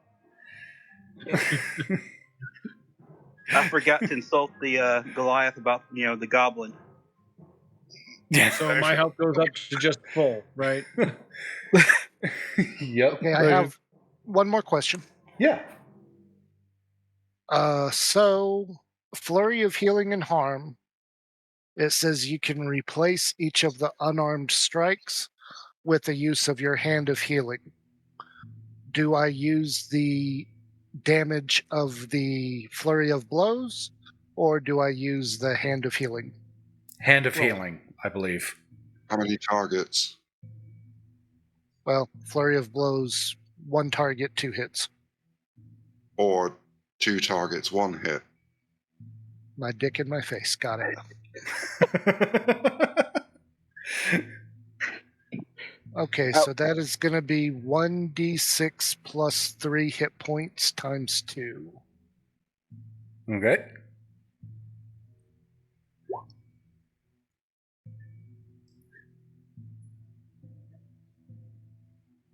All right. Hey, what is your That's health at anyway? 11. Yep. What is your health at anyway? Because if it's too low, I could help out. I brought a bard for healing and debuffing. Well, it was at 50, now it's at 61. So, And what's your max health? 90. Nice. 90? Nice. Yeah. I could heal you. And do you want me to use some more healing kits? I got like 7 left. I can just use 2. Well, but he's a bot. Well, I'm okay at the moment. That's not the healing side. That's a different thing. Oh, okay. Yeah. Sorry, my bad. yeah, the healing Okay, kit will have more. stuff for the Sentinels as well. So, My hit dice are D12 and I've got 11. Yeah, I'll use 2 of them. Does anybody know how to do the math? Get them last 9 back. 2 D12. 12. Yeah, that takes me back to full health. So the monk, I'm going to use 2 healing kits on him. okay. So that's 8 to begin with, plus my wisdom, which is for proficiency, which is another 8. And then the 16, 20, 25. You get 25 health back. Putting me up to 86. All right. And whenever we go to town, I'll just buy another healing kit. Okay. Or, Y'all each owe me like 5 gold for a healing kit. Yep. or Scotty's how done about the- I give you...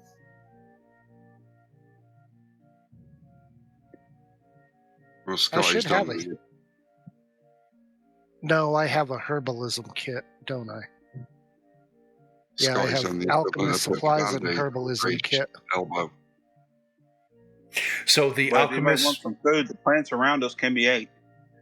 so the alchemist supplies, Rosie can use those to craft healing kits during a long rest. I toss it to Rosie. Mighty kind of you. I put it in my pack.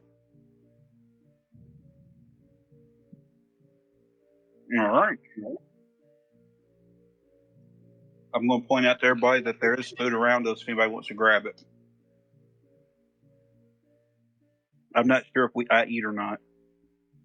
You don't Hi, lad. I had a have big to. fry up for breakfast this morning. I think I'm good. Haggis and neeps. That's what you want. Ugh. Anybody see a Subway on the way over here?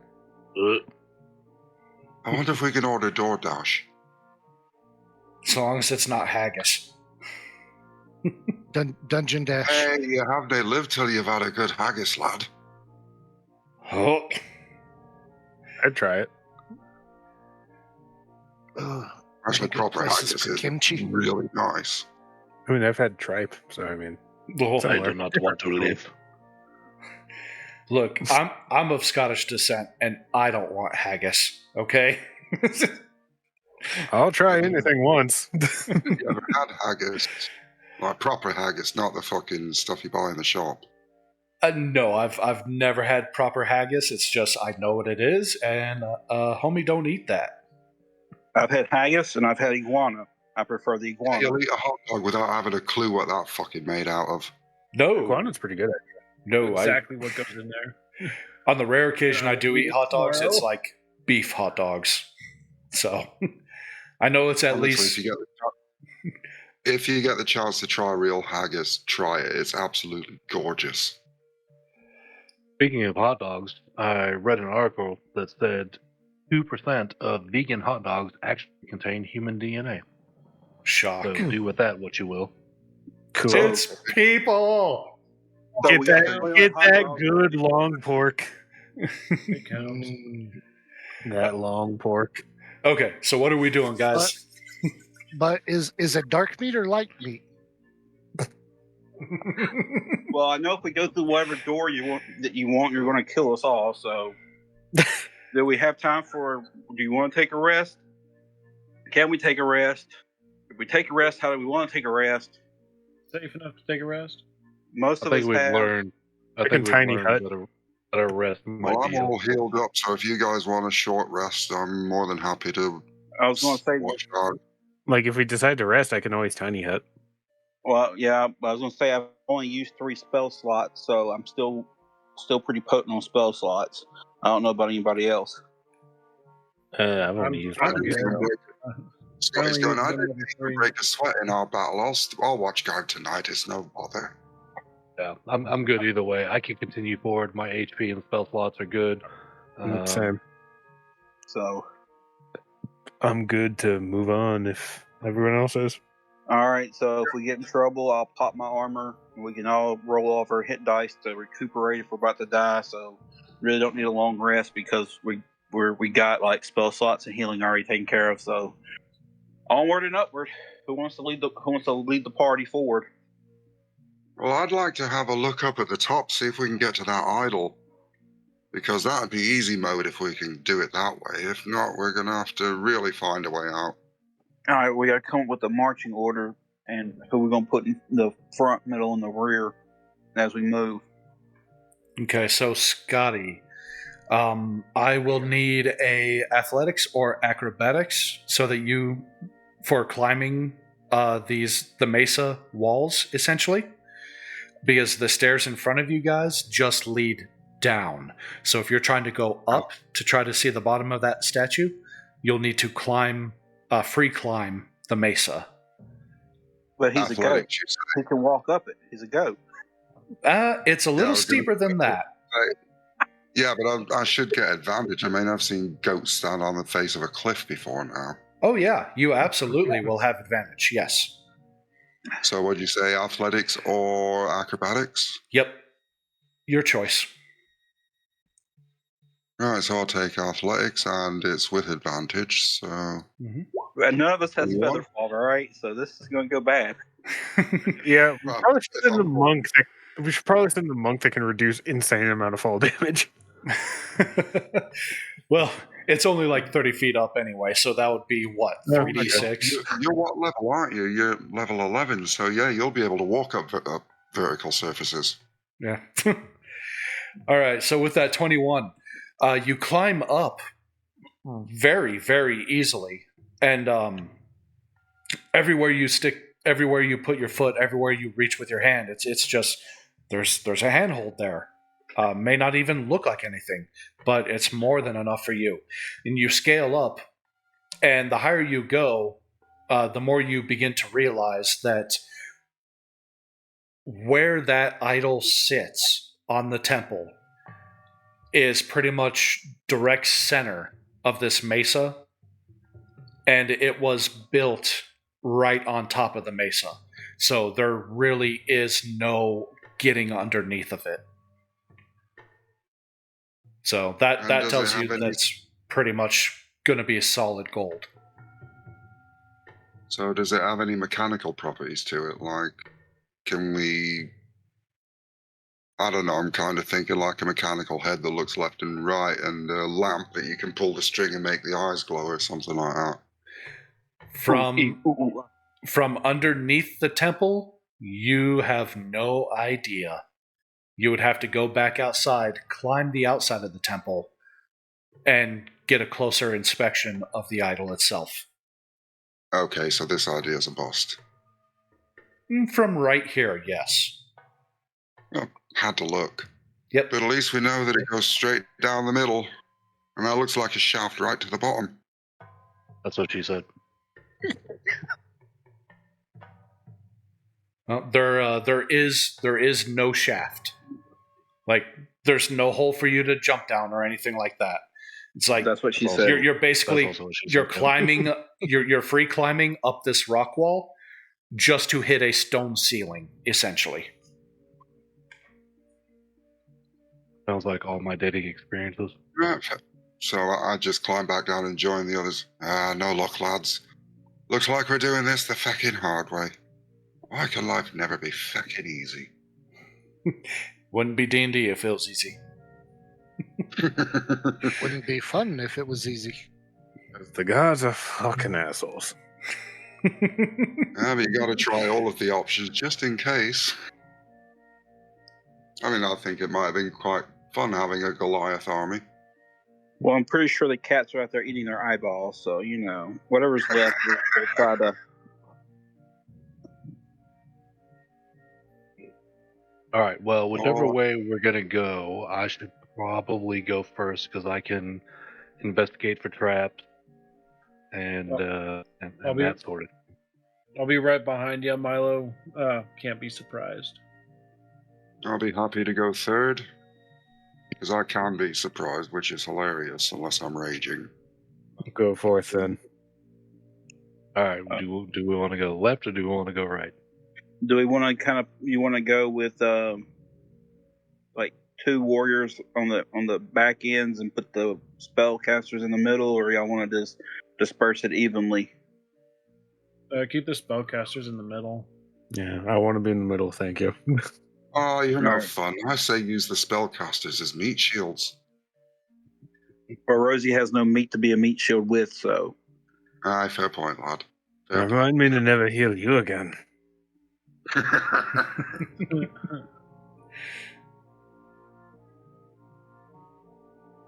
Right, tallies and hoes. Right or left? Or do we want to roll a dice? Right, left, or up, or down, I guess. Let's send the goat who likes to send us out as meat shields to see. Wait, what was that, laddie? I was saying go scout ahead. What do your yes. sheepish eyes see? I think if anyone should get ahead, I don't know anyone else, but if anyone should get ahead, I think I got the best. I got decent stealth, good stealth. So, right, where the fuck am I? Can't find my icon. Oh, there. Alright, I'll scout about 20 feet ahead. Okay. Time to send a ranger, I guess. And with that, let's go ahead and take our 10-minute break. Thank God, because I need to use the restroom for a while now.